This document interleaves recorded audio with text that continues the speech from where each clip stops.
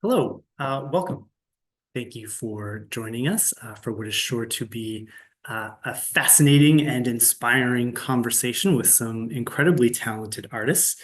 We are here to talk about the exhibition that just opened up at the Silk Purse Arts Center and is titled Entangled and features three incredible artists, Lori Goldberg, Roohy Marandi, and Camille Sleeman. And we have two of our artists here tonight to talk about their stunning work. First off, I would like to acknowledge that where this exhibition is taking place at the Silk Purse in what is known as West Vancouver currently, is on the unceded territories of the Squamish Nation. And we recognize that it is a real privilege to be able to be here on these beautiful lands and celebrate all kinds of arts and culture with and alongside our host nations. My name is Stephen Snyder. I'm the Gallery and Communications Manager for the West Vancouver Community Arts Council, and we are a not-for-profit that operates the arts and culture programming happening here at the Silk Purse, and we're incredibly thrilled to be able to present this really, really wonderful exhibition, Entangled, which is made possible through the support of Venvy Hollyburn House, and the District of West Vancouver, Province of British Columbia, BC Arts Council, and some advertising sponsorship from the North Shore News. So thanks to all those partners who've helped make this possible. Now, we're going to get into the exhibition. Entangled opened February 12th and runs until March 9th. And as we mentioned, features Lori Goldberg, Roohy Marandi, and Camille Sleeman. And it is artwork inspired by nature and focuses on interconnected natural systems and networks, really exemplifying our own connection to nature. And we're going to hear more from our artists about their work and inspirations. Unfortunately, Roohy is unable to join us tonight, but we're still going to see a bit of her work and learn more about her. If you have any questions or comments for our artists tonight, you can drop those in the chat and we'll get to that a little bit later. Now, let's meet two of our amazing artists. Let's start with, let's go alphabetical. Let's start with Lori. Could you please tell us a bit about yourself? Hello, everyone. My name is Lori Goldberg, and thank you, Stephen, for the wonderful introduction. You said it all. I'll have to just add to it, I guess. My parents were born in Vancouver, and I'm the second generation, and my children are third, so I feel very connected to this place. And that, well, I don't know what else you'd like to hear about myself, except that I live in Vancouver on the east side. I was born on the west side, but live on the east side. I have a connection to the Pacific West Coast forest in particular through many different ways, mostly recreation. So these paintings are very important to me because it's a way that it's another way in for me to embrace this place that is very beautiful and unique in its lushness and beauty, and that I wanted to capture it with also with the history behind us, with the amazing artists that have painted it. So I'm continuing on with that. Anyway, I can continue on later more about it. That's basically it for now. Excellent. Thank you so much, Lori. Now, Camille, could you please tell us a bit about you? Sure. I also was born and raised in Vancouver, though I now live in Burnaby, just over the Burnaby-Vancouver line. And my background and the reason I always wanted to be an artist. My father gently steered me away and said, you have to have something to fall back on. So my falling back was a degree in interior design, and then I knew that wasn't for me. So I took a degree in landscape architecture. And I worked in the field of landscape architecture for 20 years. Worked on all sorts of urban projects, housing projects, multi-housing, parks. And I loved my career, but my paintbrushes were calling me. And so after 20 years, about 13, 14 years ago, I quit my job as a landscape architect to focus on my painting. And I work at Portside Studios down by the river, or down by the port.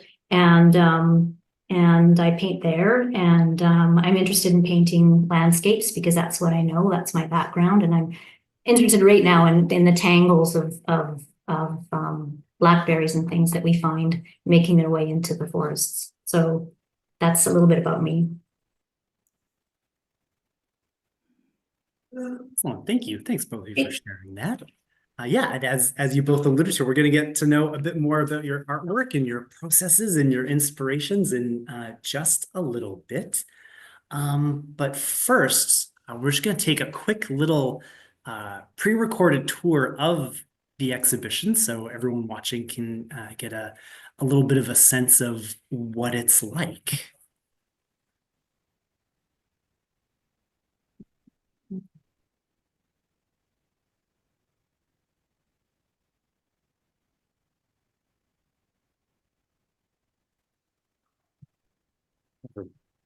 So, as you come into the silk purse, this is just a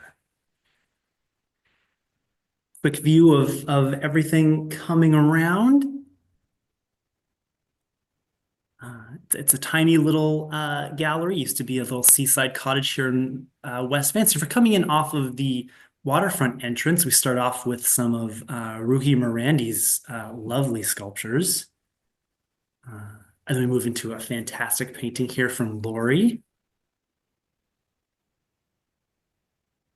Yeah, so I should mention Roohy Marandi is a sculptor working in clay. And as you can see, as we go out, her artwork is very much about life on the forest floor, mushrooms, wildflowers, mosses, that kind of a thing. And now we've got some of Camille's really interesting paintings.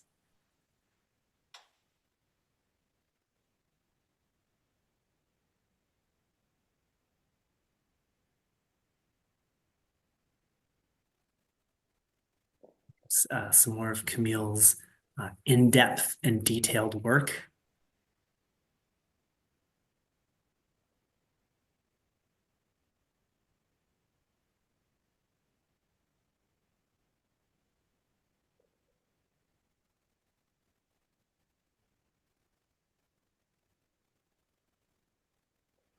Again, some of Roohy's fantastic clay pieces. Move into some more of Lori's vibrant and gestural, lively pieces here. It's as you can kind of see, this is a pretty dynamic exhibition. There's a lot of life and energy and movement, trying to sort of let you feel like you're walking right into these scenes, into these forests. Again, some more of Lori's fantastic pieces here.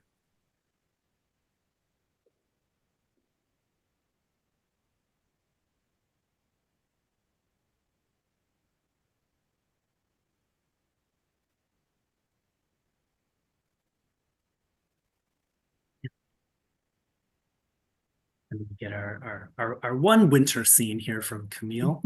There's actually a bit of a nice sort of changing of the seasons throughout the exhibit. It's pretty wonderful.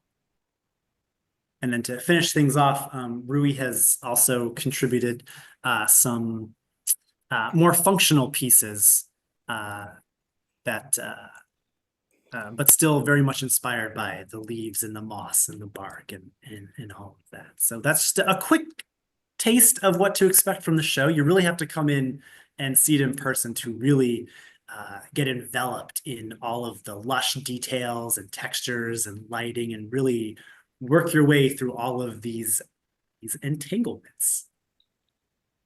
It's a pretty great show. I'll just give everyone a little bit of background. In case you're wondering how this exhibition came together, we have a call for artists that we put out every year. And these three really talented individuals were put together because their work was so just connected. It was just an instant, yes, they're all expressing a lot of the same feelings, looking at the same sort of subjects. And our jury thought it would just really make for a really interesting and dynamic show. And it really does. I think you all work together really, really well. And just a reminder, anyone watching, if you have questions or comments, drop those in the chat. Next up, the artists have chosen a piece to talk about to let you know a little bit more about their process, how they do things. Before we get to Lori and Camille, we're just going to talk a little bit about Roohy since she can't be here. I thought we'd just give you all a little bit more background into who she is as an artist. So I'm just going to pull up. This is a fantastic sculpture called Whisper of the Woods. It's all made with clay. It's beautiful sort of bit of a tree. Maybe it's a stump. Maybe it's just a little bit further up. But it's got these really great mushroom and fungal growths coming off of it. So Roohy Marandi is a West Vancouver resident. She immigrated from Iran to Canada in 1985 and has since fallen in love with West Vancouver, Canada in general. And a lot of her artwork is emerging of her background, her coming from Persian art traditions where things are very meticulous and structured. But then she's taken that and combined that with all of the wild and organic lushness that inspires her living here in West Vancouver, here on the North Shore. Roohy has a background in nursing, and she feels that the sensitivities that she developed in that career have really influenced her art making process. You can see all of the delicacies and intricacies that she takes with her work. She feels she developed that in caring for people, and her love for nature is also an expression of her love for just kind of life and living organisms in general. Roohy ceramics are born from a rich and diverse range of inspirations, blending almost architectural precision with organic fluidity. Her forms embody, she feels, a harmonious balance of strength, stability, and beauty. She is constantly exploring the dynamic tension between structured formalism and organic asymmetry. Yeah, her work often pays homage to ancient architectural forms, ironwork, and craftsmanship in terms of incorporating details and the solidity of her structures and meticulous design. All these pieces are very well designed and structured. And also fusing that in, as we saw, with these really organic textures. And the glazing she chooses is also very interesting. Some is very realistic, and then other ones, sort of like the piece here, it's a little bit off. These browns and whites are kind of what you would feel, but they're a little bit more heightened. It's a really stark white, a really high contrast with the brown. So she likes to play a little bit with the idea of realistic representation and sort of an emotional resonance and style.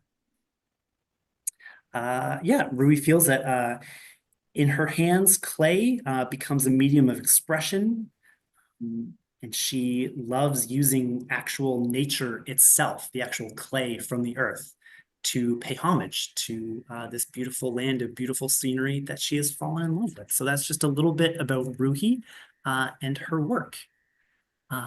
So next, let's go with Camille. Could you please tell us a bit about this piece? Okay. Yeah, this is from I did this piece about a year and a half ago, and it's I think I decided to talk about this one because it's something that I really had a lot of trouble with, and I really pushed it around a lot and changed it a lot. And I do work from photos as reference, but I try not to copy them. And so I was really struggling with this one because I couldn't get the composition right. I couldn't get the background right. And so I just started playing with it and just throwing away the photograph and kind of inventing a lot of shapes and a lot of the composition. And the first thing I did was change a lot of the background to that sort of purpley blackish color, because it was meant to be water behind there, and it was just too much, and just too stark. So I wanted to warm the whole thing up by changing the background completely and pushing a bunch of the detail back, kind of in the foreground. Keep pointing at it. And then I just kind of started riffing and trying to draw the eye around and through the composition by adding lines and adding shapes, and again pushing things back and pulling things forward, and just starting to invent shapes and invent things to make that composition work. And then the ferns on the right and the left were sort of brought in to just sort of frame the piece and to give a little bit more texture. And I compare it to when I design gardens. It's the same kind of push and pull when you're designing a garden, where you need things that have big texture and lots of brightness, and then some that you want to be more fine textured. And so I compared it a little bit to when I'm designing landscapes, the same sort of process and starts to happen. And in fact, I feel like my landscapes that I paint are inspired by landscapes that I design, and vice versa. Knowing about color now and all these different things that I can do to my paintings, I feel like I can also apply that to my garden design work that I do as well.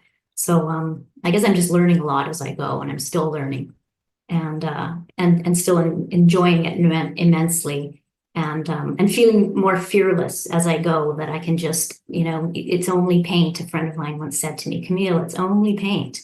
Just keep using it and keep getting what you need from your paintings by working at them slowly and have patience. So I guess does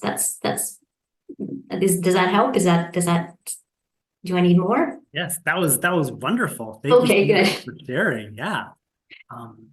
Curious, why choose to go in so deep with your subjects, right? And doing sort of the understanding. Yeah, I zoom in, I think, and again, I think it's because I know I'm familiar with the places I paint, and I'm familiar with plants that I use in my work. And it's funny how they kind of overlap.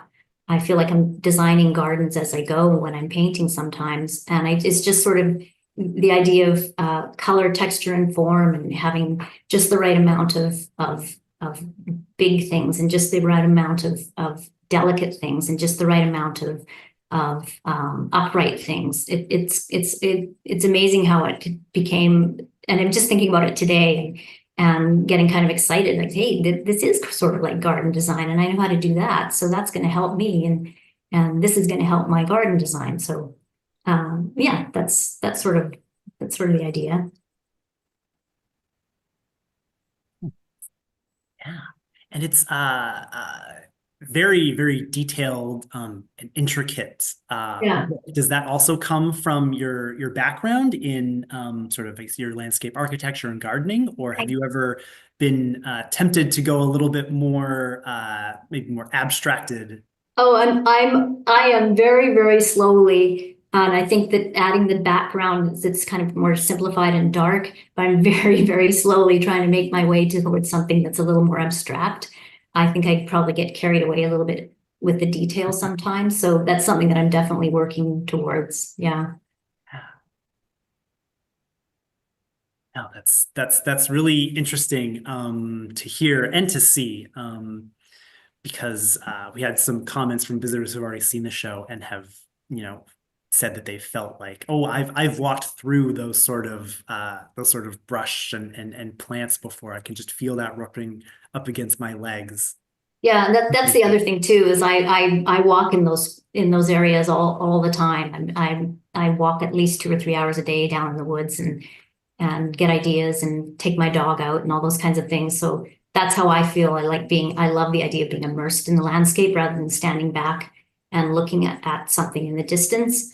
Most of my paintings are looking at the things that I see every day when I'm on my walks. Yeah. Oh, wonderful. Excellent. Well, Thank thank you you. so much, Camille, Thanks. for sharing. No problem. Thank you. And now, Lori, could you I'll pull up your fantastic piece in just a minute.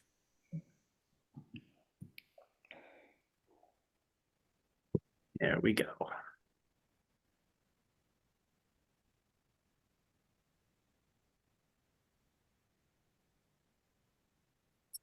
Yes, could you please tell us everything about this wonderful painting? Sure. I think I'd like to preface to, begin again with a little bit about my background, because I Hmm. skipped about 95% of it when you asked me about myself, because I think it's important because it basically has led me to this point with this painting. So I always knew I wanted to be an artist. I was like 10 years old and I kind of imagined myself what an artist would be. And that was more like in a place of in a Zen state with your legs crossed, saying Om, which I had no idea what that was, but now we all know what that is in the yoga kind of world. But it was about being in a state, a place of being, and the art was a product of it. And as a visual, so it manifests as a visual artist. I always loved to paint and draw and eat the paint when I was a kid. So it's always been in me, and I've always pursued it and continued throughout my life. But aside, as as as we all know, we have to make a living somehow as an artist besides selling our art. And so I became an educator working at Emily Carr in the continuing studies department. I've always loved to teach, and I've taught many different places throughout Vancouver and around the world. I created a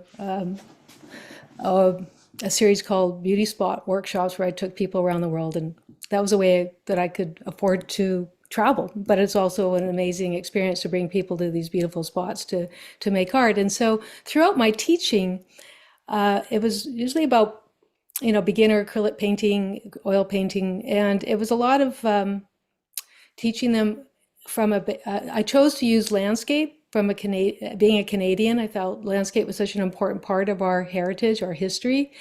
And so I've done a lot of studies and research around how to paint landscape. And that's not my background. My background is more of these big abstract expressionist works that came out of the New York School of the Abstract Expressionists painters that were my biggest mentors when I was as a formative artist.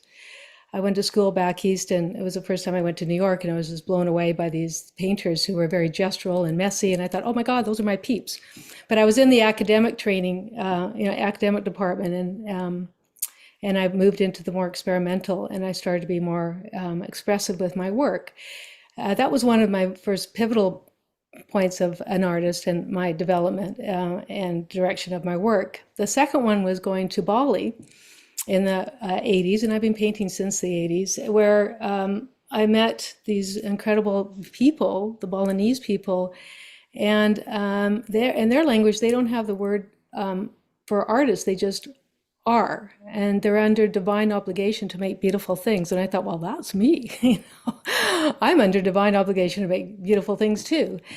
And not only that, but they also believe in animism, which means that everything has a life force.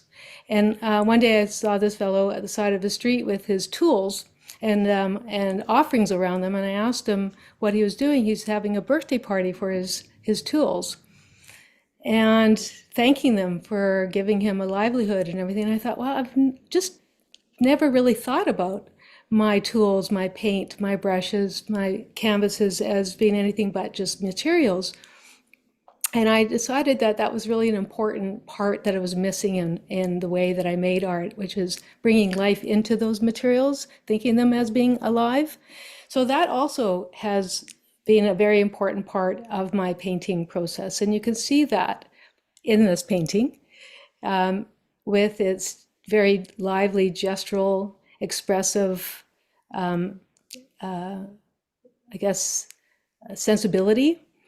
And how I arrived to this painting was that I have been working with, caring about, so I've been working a lot with juxtaposing the urban where I live with nature and creating kind of exploring the two and bringing them Mhm. together in ways that kind of create this possibility, this kind of synergy that could be full of possibilities. And with the way the world is, with the environment issues and the climate crisis, I've been very much involved with making art related to our consumption and our throwaway society. And there's a time where, and so I was working with plastics, and you can see, you can find some of my work at the YVR. I have some of my plasticized fish that are as a mobile hanging in Mhm. one of the departure lounges, and not lounge, but areas. And there's a point where you get kind of depressed. At least I was visiting garbage dumps, and I mean, there's so many incredible. As an artist, it's like going to a candy store. If you really look at our garbage, it's like so many visual, beautiful elements of line and texture and color and different kinds of translucencies and opaquenesses and you know, um, silvers and gold, not, coppers, all those different metals. And I was thinking, as my background as an academic, trained painter, I was thinking about, how do you make those that look like metal, and I wanted, so anyways, I've been taking those elements and putting them into my work and actually sewing plastic and putting it into my work. And I work with plastic as working with acrylic paint, and I'm part of the problem, but I'm also accepting it as, trying to learn as I go along. And, we're all not perfect and we're all trying to figure it out at the same time. But I love to, my work is also about bringing messages and, maybe a bit learning, education side as an educator. I'm always kind of trying to bring something to people's awareness. This one is about emerging into the forest, just like Camille's, just kind of getting in there and just losing yourself. And and that came because, so anyway, so after all that work with the environment, I'm still working with it, but I just needed a break. I just wanted to be in nature. I needed my soul, my spirit to wake up. And I felt kind of dead inside. And I applied for an artist residency on the North Shore and I got accepted. And I spent 3 months, spring, summer, and a bit of fall in the forest and spending time connecting to it, learning about it, um, listening to it, trying to have a conversation with it, painting in the space, but being afraid at the same time, the wild forest that we have, and Mhm. then bring it back into the studio with documenting and everything like that. So this one is about a conversation in the forest of the connectivity of the understory of the roots and the branches and the leaves and the mycelium that's hidden underneath there, and the rising up of the forest of the trees and the bushes. And there's even there's a kind of a time passage going on in this painting too, with the stump that looks kind of white that's on the right, that has it's not as alive, but it's still part of the forest, but it's like a spectral kind of a ghost-like kind Mhm. of sensibility. And so I'm trying to have a good conversation with the plant's structure next to it. In the meantime, thinking about my, you know, how I'm having a conversation, but I'm also kind of imagining myself like an orchestra, like a conductor in an orchestra, and I'm kind of connecting to the forest and I'm talking to it and watching where the light goes and not trying to control it, but, and realizing I am at times and having to come back and reassess myself. So that's kind of my story about this painting. That's wonderful. Thank you so much for sharing. Um, uh, I'm curious, you mentioned a little bit you wanted to sort of be almost like being immersed in the forest as you go in there. Is that sort of why you've kind of made these almost uh, macro views and sort of maximalist details? Like again, a little bit like Camille, there's like almost every leaf and branch and twig and fungus and everything is in there. Is that part of that immersion? You can't help it because there's so much in there. We have such a vital, alive, lush rainforest here, like temperate rainforest. I think it's just insane, like what's there. It's just, and I've actually cut things out, but you can't help it because there's so much wonderful overlaps and connectivity between everything, and that you just, I, ca- I don't actually, I try to not get in the way. So if that's what it's going to look like, that's what it's going to look like. If it's a, I mean, okay, so my new work, and it's all kind of, it's important to kind of see things in, juxtaposition to the other reference to my other work, because none of them are actually the same. They're all very different. I mean, the same sensibility with the gesture and but they're different times of the season, and they have a different sensibility from kind of, this is a forest kind of at time of transition into the fall, or you can feel the warmth from the summer. And another one is the beginning of spring and the flowers just popping, the leaves just popping open. So like butterflies, kind of emerging. So you can't help it. I can't help it. It's not really in my, I mean, is it? Oh, so the newest work I'm doing, I'm trying to keep it more of, I'm trying to select and make choices of what I want to put on my canvas. So there's a background, the underground underpainting that's very rich with layering to kind of give a sense of some sort of, could be the earth or it could be patina of an old wall of the city. But there's that kind of juxtaposition of, I'm kind of combining the two. And then I'm putting the gestural marks of branches and limbs and leaves and roots, just kind of playing around with that. Maybe some sensibility of reflection of water somewhere, but it's not consistent. Like there's just elements flying around, and then I'm trying to bring it together as a composition as a whole. Yeah. Not easy to do. It's No, like no. poetry now, so, or I mean, it's poetry more simplified. Yeah, definitely. Ah, excellent. Thank you so much for sharing. Yeah, both of you. That was really really insightful and pretty wonderful to hear about your processes and get to know a little bit more about you as artists through how you talk about your work. And it's great to hear how connected you are with nature and the fact that you want to share that connectedness, right? I think you both want the viewers of your artwork to get that feeling, to maybe reflect upon their own experiences and their own impact on the world around us, right? Mhm. Yeah, I think that for me, the work is a bit of it is a metaphor for us humans. It's about learning from the forest, about its connectivity and its communication, and how one cannot, everything connects to each other in order for it to survive. I mean, yes, there's war going on in the forest. It's not all just pretty. Mhm. Mhm. But us humans could learn a lesson or two from nature. I think we've lost that connection, a lot of us. Yeah. And so I hope that my work is a bit of a stepping into that world to get a taste of it. Maybe they can't do it themselves, but they can bring it home and put it up on their wall and have that world that they can step into and remember to be connected Yeah, to yeah, yourself and to everything around you, and that we are not separate. yeah, yeah. 100%. I can't remember, you said remembering, and I can't remember if this was a conversation that you and I had, Lori, when you dropped off your artwork, or if this was a visitor. But this idea of uh, that we think we've forgotten, all the way we used to live with the land. But that maybe we haven't forgotten.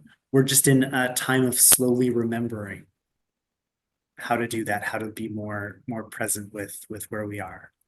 Well, eventually that's where we're going to end up, right? Yeah. Yeah, that's true.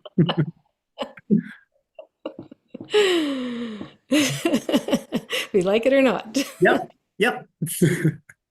Oh, that's fantastic. I just want to remind everyone, or actually not remind, mention to folks who are watching this, if you're watching this before February the 16th, please come on down on the 16th to the Saltpurse to join us. We're having a reception, so you'll have a chance to meet Camille and Lori and Roohy, and you'll see all of their fantastic artwork up close and personal, and get a chance to talk with them one-on-one, and hear directly from them about maybe your favorite piece, or why they did what they did with this corner or this section of their work. So yeah, so please come on down February 16th to meet them and to celebrate this really captivating and immersive exhibition. Between one, what time is it again? Our It opening? is, yes, it's at from 2 to 3:30. Oh, I was gonna come earlier than that. Yeah, please do. I was just going to say, I think that you've done an excellent job of curating in such a limited size space. I know it, I'm sure it was so challenging, and I think you've done an excellent job. Rui's work is such a great kind of a stopping point, I guess, to just kind of then really look at the roots and the mushrooms and the the psyllium and the bark, and I think she's done an excellent job depicting You're that. right. Absolutely beautiful. I Yeah, can't wait to see them in person. me I love too. them that they're in front of our, in next to our paintings. It just brings the Yeah, paint. I mean, there's a bunch of things like this, the idea that, we're right on the ocean. The beach is right there, and that we're bringing the forest right to the edge of the ocean. And so you're kind of walking into the forest, but you're at the ocean. And then her work that brings it off the wall into the 3D into the space. I think it's such an incredible show. yeah. But I'm biased, but Yeah. I have to say that there was a time when the trees did go all the way to the edge of yeah, the yeah, water. Yeah, they were just steered back. Mhm. Yeah, Yeah. yeah, yeah. It's that remembering again, right? That's right. Yeah, yeah. yeah. Well, thank you. Yeah, it was a lot of fun to put together. And just again, uh, made easier by the fact that it is such incredible artwork that really is in dialogue with each other and in dialogue with particularly where the gallery is, and with I think where we are right now as a society with you know we've got to talk about these things. We've got to invest in the lands around us. Yeah, so it really has come together quite wonderfully. Mhm. That's great. Thank you. Yeah, I'm really excited to be in the show. So thank you very much. Yeah. Well, thank you so much, Camille Sleeman and Lori Goldberg, for taking time to share with us about who you are as artists and about your artwork. And please, anyone watching, come on down to the Silk Purse in West Vancouver to check out Entangled. It's a stunning exhibit. It runs again until March the 9th. So yeah, please come on down and see this beautiful show. And if you can make it on February 16th, from 2 to 3:30, meet our fantastic artists. That'd be great. Until next time, when we have another artist talk for our next exhibition, I hope everyone watching has a wonderful time and stays creative and stays inspired. And thank you to Roohy and Camille and Lori for sharing your artwork with us. And thanks again, Lori and Camille, for being here for this conversation. I Thank want to say you. one more thing. Can we say I just had this Please. thought that we didn't Yeah. bring up, and that is we're women, and I do believe that there's this feminine kind of just sensibility in our work that is shown, that is seen. I don't know about you, but I do feel like for me, I am coming from that place when I'm painting, and I feel it with Camille's work and Ruri's work too. But it might just be something that's more of an inert or inside kind of intuitive more than a statement that they're thinking about as a concept. But I do feel like there's that sensibility that needs to be recognized. Sorry, I just had to throw that in. No, that's fantastic. That's fascinating. Yeah. Yeah, yeah, I agree. Yeah. Lovely. Thank you. Excellent. Yeah. Excellent. So thanks so much. And thanks for watching, and come on, see Entangled. Take care. Thank you. Bye bye, everyone. Thanks. Bye.